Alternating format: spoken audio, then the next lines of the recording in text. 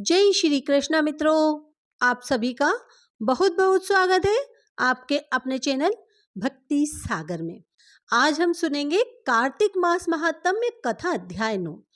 राजा पृथु ने कहा, हे मुनि श्रेष्ठ नारद जी, आपने कार्तिक माह के व्रत में जो तुलसी की जड़ में भगवान विष्णु का निवास बताकर उस स्थान की मिट्टी की पूजा करना बतलाया है, अतः मैं श्री तुलसी जी के महात्म्य को सुनना चाहता हूँ।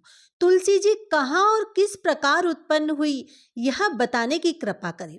नारद जी बोले, राजन, अब आप तुलसी जी की महत्ता तथा उनके जन्म का प्राचीन इतिहास ध्यानपूर्वक सुनिए। एक बार देवगुरु बृहस्पति और देवराज इंद्र भगवान शंकर का दर्शन करने कैलाश पर्वत की ओर चले। तब भगवान शंकर ने अपने भक्तों की परीक्षा लेने के लिए जटाधारी दिगंबर का रूप धारण कर उन दोनों के मार्ग में अवरोध उत्पन्न किया। यद्यपि वह तेजस्वी, शांत, लंबी भुजा और चौड़ी छाती वाले गौरवर्ण अपने विशाल नेत्रों से युक्त तथा सिर पर जटा धारण किए वैसे ही बैठे थे, तथापि उन भगवान शंकर को न पहचानकर इंद्र ने उनसे उनका नाम व धाम आदि पूछते हुए कहा कि क्या भगवान शंकर अपने स्थान पर हैं या कहीं गए हुए हैं।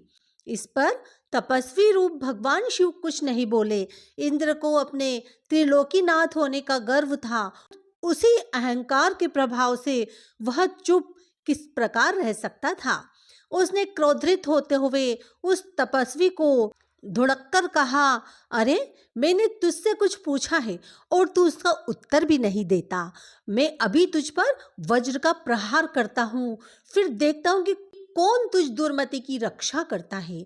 इस प्रकार कहकर जैसे ही इंद्र ने उस जटाधारी दिगंबर को मारने के लिए हाथ में वज्र लिया, वैसे ही भगवान शिव ने वज्र सहित इंद्र का हाथ स्तंभित कर दिया और विकराल नेत्र कर उसे देखा। उस समय ऐसा प्रतीत हो रहा था कि वह दिगंबर प्रज्वलित हो उठा है और वह अपने तेज से जला देगा। भुजाएं स्तंभित होने के कारण इंद्र दुखित होने के साथ साथ अत्यंत कुपित भी हो गया, परंतु उस जटाधारी दिगंबर को प्रज्वलित देखकर बृहस्पति जी ने उन्हें भगवान शंकर जानकर प्रणाम किया और दंडवत होकर उनकी स्तुति करने लगे।